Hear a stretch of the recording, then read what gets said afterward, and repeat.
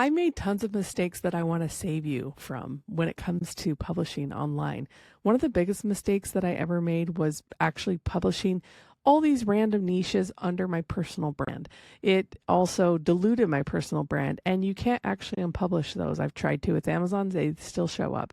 In this video, we're going to talk about the power of pen names. I'm going to walk you through a framework so you have more clarity on what you would like to do to have that faceless Amazon KDP income stream. Let's go.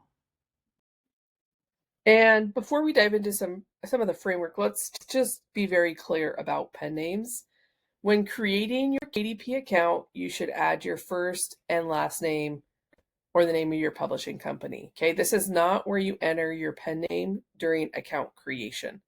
Your current legal name should be entered within your account. That's KDP is even starting to ask for people's driver's license or identification to validate that and make sure that people are who they say they are, okay? So that is the first part to remember as a foundation before we dive into pen names. The other part is Amazon doesn't make it super clear, in my opinion, of like a process that's organic and it's step by step. So when you publish your book, that's when you're asked to pick an author name in the book upload.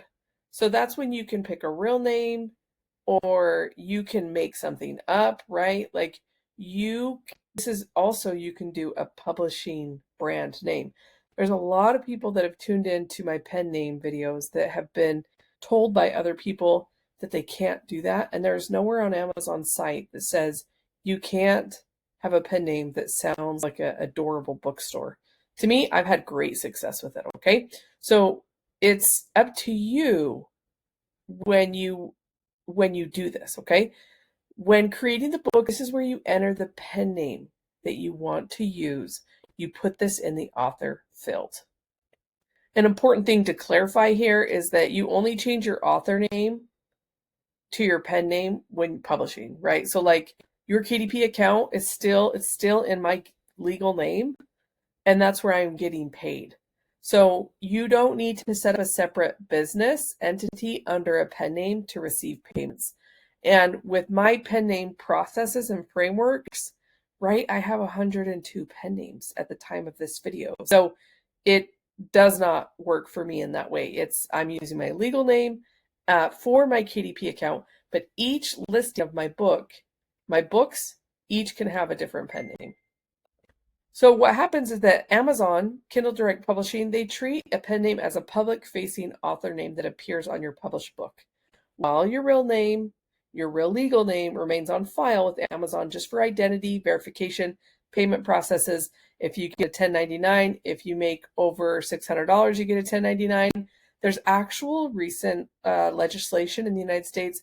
They might be raising that $600 amount. And Amazon will give you records no matter what you make, okay? Now, I don't know what they do for you if you make less than $600 in 1 year like previously, because my first year I made about $24,000. So that's what my 1099 looked like.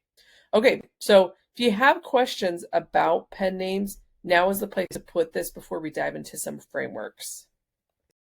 Okay, and the last thing that I wanted to mention is that when I started publishing, I was able to add 7 pen names to my Author Central account. This is author.amazon.com. And you can see I've circled my last name. There's this little arrow. When you click on it, it pulls out your other pen names. And this account, this email address is tied to my KDP account. And so Amazon used to allow you to add more. And so I actually have 7. When you push this out, you can see all my private niches. And now Amazon, if you ask them to add more pen names to this account, they typically will not do that. They've put a limit on this where you can have 3. When you drop down, you can have 3 different pen names.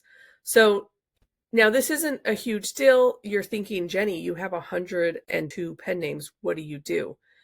This Author Central account, you can actually log out and create a new one with a different email address. Now you just need to make sure that that email address never logs you into your KDP account, because you've made an agreement with Amazon to only have one KDP account per person. That's kdp.amazon.com, right? This is author.amazon.com. Okay. So don't make the mistake of having multiple KDP publishing accounts, because that is grounds for termination. Okay. So now, like, recognizing the problem is, like, if you're just getting started, I think it's okay to have more than 3 pen names, but just getting started, and if you haven't made any money online, this is the framework foundation that I want you to follow. This has helped me make 6 figures, but it all started here. Okay, so the very basics of this framework is understanding that you can have 3 accounts, right? And so I want you to pick a publishing pen name that that sounds like a company. Okay. Now, there's a lot of misguided and misinformation on videos on this platform that you cannot do a brand name. And I would say about 40 to 60 of my pen names are brand names. Okay. So, like, let me show you an example of what that can look like. Because one of the reasons we're picking a publishing brand name, let's actually just get it more straightforward, is this allows you to figure out what you actually want to publish, what actually is going to make you money. Okay. So this is a really important aspect of publishing. And once you find a winning niche, then we do advanced strategies, right? And so for this basic one, like, maybe an example is like Jennifer Lee Publishing Press. This would make it through the approval process of Amazon. Now you might be thinking, like, what? We go through a process? Amazon wants to make sure you're not doing anything misleading with your pen name, okay? So when we say pen name, we're also, what we mean by pen name is Amazon uses pen name synonymous with author name. This is what you fill in on your book when you list it, okay? So I'm using this as publishing brand name, okay? So if I were just a publishing press, then this would allow me to test different niches out, because it sounds pretty basic, right? So let's say I'm going to do a maze book for kids. And let's say I'm going to do maybe what's something else my kids have been working on too. We're going to do a large print word search for seniors. Okay. And then maybe actually with back to school, my kids are going to have ideas of books that they want to publish for. They're going to get a list of things they need to get for back to school supplies. And we're going to gear these towards their interests. Okay. So that is how composition notebooks do really well.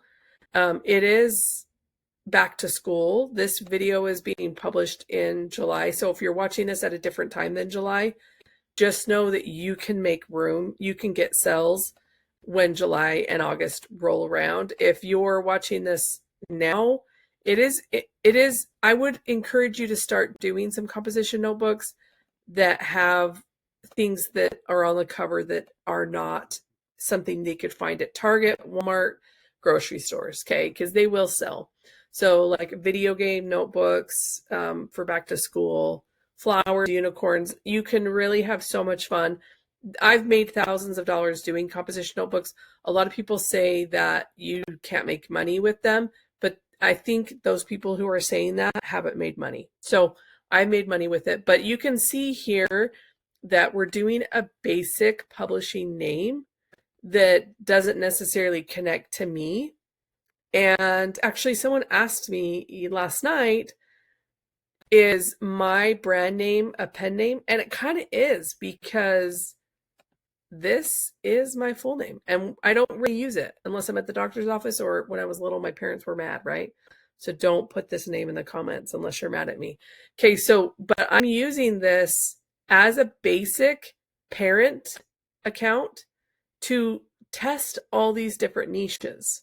Now, once the niches do well, I'm not going to continue that. I would move on to advanced strategies. But I just wanted to share this with all of you that are just getting started, because so many of you are not familiar with Amazon's rule of like having your pen name here and knowing that you can only build out 3. So knowing that you can only build out 3, the best framework to focus on is a publishing brand name. And there are some websites that can help you generate names. Make sure that you are always like checking. Here's some really basic things to remember about this. I want you to, when you pick the name, I want you to think about these 3 things, okay? I want you to Google the name and make sure you're comfortable with what you see and what you don't see. I want you to go to namecheap.com and see if the pen name is available as a domain name, okay? You don't necessarily need to buy it, but if your book takes off, if your books do really well, then there is a chance that you could trademark it. So you also want to do a trademark search, okay? So pick the name, Google the name. You can do these in any order, but don't put it, the most important thing is don't you dare list your book with a pen name you didn't do research on, okay? So this is just to keep you safe, right? You don't want to pick a book and name it Napoleon Hill, right? Like that's taken.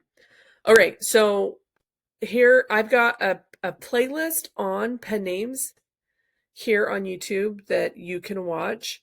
If you have questions about pen names, I love talking about this topic, so please put them in the comments below. And I love you, and I'll see you in the next video.